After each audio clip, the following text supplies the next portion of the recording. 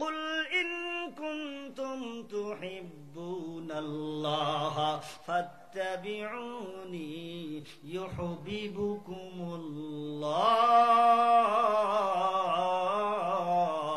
আল্লাহু আকবার। হ্যাঁ নবী, আপনি বলে দিন, যদি আমি আল্লাহকে কেউ ভালোবাসতে চাই, তারা যেন আপনি নবীকেই ভালোবাসে, আপনি নবীর ইত্তেবা অনুসরণ করেই চলে। জোরে জোরে কোন সুবহানাল্লাহ।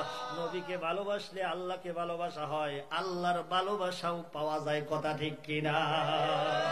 আমার ভাইয়েরা রে, এখন তো নবী নাই, রাসালাতের যুগ বন্ধ হয়ে গেছে, নবুয়তের যুগ বন্ধ হয়ে গেছে। কিয়ামত পর্যন্ত বেলায়েতের যুগ চালু থাকবে। কথা ঠিক কিনা? জোরে কোন। এই বেলায়েতের যুগে হক্কানি ওলি আল্লাহ যারা, তারা নবীওয়ালা কাজ করবে। জোরে কোন সুবহানাল্লাহ। এই নবীকে যদি আপনি পাইতে চান, বর্তমান জামানায় নায়েবে রাসূল, নায়েবে নবী যিনি আছেন, ইন্নাল উলামা ওয়ারাসাতুল আম্বিয়া ওয়া ইন্নাল আম্বিয়া আলাম ইউরিসু দীনাও ওয়ালা দিরহামা। আল্লাহু আকবার। আল্লাহর নবী বিশ্ব নবী রাহমাতাল লিল আলামিন ডাক দিয়ে বলেন, নিশ্চয়ই উলামায়ে কেরাম যারা, আল্লাহর ওলি যারা, তারা হলো নবী পয়গম্বরদের ওয়ারিস। জোরে জোরে কোন সুবহানাল্লাহ। তারা নায়েবে রাসূল, নায়েবে নবী। উলামায়ে কেরাম কি? নায়েবে রাসূল, নায়েবে নবী।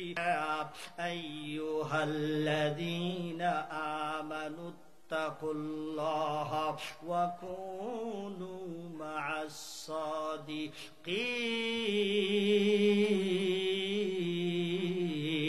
আল্লাহু আকবার।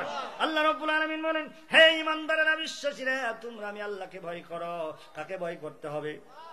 আল্লাহকে ভয় করলে গোটা বিশ্ব পৃথিবীর সমস্ত মাখলুকাত আপনাকে ভয় করবে। আর আল্লাহর নবীকে মহব্বত করলে, ভালোবাসলে, গোটা বিশ্ব পৃথিবীর সমস্ত মাখলুকাত আপনাকেই ভালোবাসবে। সুবহানাল্লাহ। জোরে কোন। আমার ভাই, আল্লাহ রাব্বুল আলামিন বলেন, আমি আল্লাহকে ভয় করো, কুনু মা'আস সাদিকিন, সত্যবাদী সাদিক লোকের সাথী হয়ে থাকো। সুবহানাল্লাহ। জোরে কইতেন না? সত্যবাদী মানুষের সাথে হওয়ার দরকার আছে না নাই? যেই মানুষটা সদা সর্বদাই সত্য কথা বলেন, আল্লাহর জিকির আজগার করে, নবীর সাথে তার কালেকশন আছে, এমন মানুষের সাথে বন্ধুত্ব করতে হবে, তার হাতে হাত দিয়া বায়াত গ্রহণ করতে হবে। কথা ঠিক কিনা? জোরে কর। নবী শায়েখ কারে বলেন? শায়েখ মানে আপনার উস্তাদ, আপনার পীর, আপনার মুর্শিদ। এমন একটা মানুষ যার হাতে হাত দিয়ে বায়াত গ্রহণ করছেন, সে আপনার শায়েখ। কেমন করে খানা খায়, কেমন করে নামাজ পড়ে, কেমন করে টুপি মাথার দেয়, কেমন করে পাগড়ি বাঁধে, কোন কালারের পাগড়ি, বুঝতে হবে এটা। মানলে তারে মানার মতো সাধনা কি লাগতো এত, বাবলে তারে বাবার মতো বাবনা রইতো না। ঠিক কিনা? যেরকম মানার মতো তো মানতেই পারি না। আমার ভাইরা, এক নম্বর হলো ফারাবি শায়েখ। শায়েখের সমস্ত কিছু হিসাবপত্র তার ভিতরে গটায় নেওয়া। এইভাবে গটাইতে গটাইতে, আমল করতে করতে এক পর্যায়ে দেখা যাবে তার শায়েখকে আর তার নিজেকে খুঁজিয়া পাইবে না। এই যে হাকিকত মারিফত শুরু হয়ে গেল।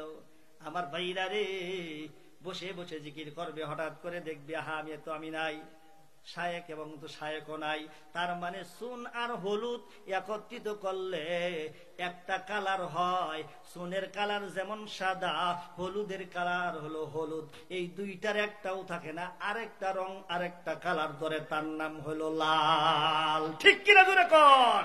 পীর এবং মুর্শিদ, এই দুইজনের ভিতরে হাকিকতের দৃষ্টিতে আমল করতে করতে করতে করতে এমন একটা পর্যায়ে এসে যায়, আর মুরিদ আর মুরিদ থাকে না, মুর্শিদ হয় না, দুইজনে একাকার হইয়া যায়। জোরে বল না সুবহানাল্লাহ।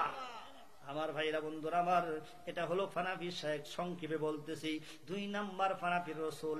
কারণ হলো তিনি নায়েবে রাসূল, নায়েবে নবী। তার সাথে যখন তার বন্ধুত্ব হয়ে যাবে, তার রঙে রঙিন হয়ে যাবে, তার মুর্শিদ যিনি, তিনি হইলেন মদিনাওয়ালার সাথে তার হিসাবপত্র। জোরে বল না সুবহানাল্লাহ। এজন্য রাসূলের রঙে রঙিন তিনি হয়েছেন। ওই মানুষটা তখন নবীর পাগল হয়ে যাবে। নবীজি মাথায় টুপি দিতে ভালোবাসত, মানুষটা মাথায় টুপি দিবে। নবীজি থুতাই দাঁড়িয়ে রাখতে ভালোবাসত, সমস্ত মানুষরা তো তাই দাঁড়িয়ে রাখবে। নবীজি জুব্বা গাই দিতেন, এই জুব্বা গাই দিত, পাগড়ি বাঁধতেন, পাগড়ি বাঁধবে, এই নবীজির সুন্নত গুলো তার ভিতরে এসে হাজির হয়ে যাবে। এখন তিনি পানাফির রসুলের দরজায় পৌঁছে যাবে। জুরে কোন সুবহানাল্লাহ। অর্থাৎ রসুলের আশেক হইয়া যাইবে, কথা ঠিক কিনা? রসুলের আশেক হওয়ার দরকার আছে না নাই? প্রধান খলিফা, একটু কথা বলে নেই, প্রধান খলিফা নবীজির হযরতে আবু বকর সিদ্দিক রাদিয়াল্লাহু তাআলা আনহু গভীর রাত্রিতে বসে বসে মুরাকাবা মুশাহাদা করতেছেন। যারা তরিকা নেয় না, এই মুরাকাবা তারা বুঝে না, কথা ঠিক কিনা? মুশাহাদাও তারা বুঝবে। মুরাকাবা মুশাহাদার ভিতরে হঠাৎ করে তার মাসুকের কথা, তার বন্ধুর কথা মনে পড়ে গেছে।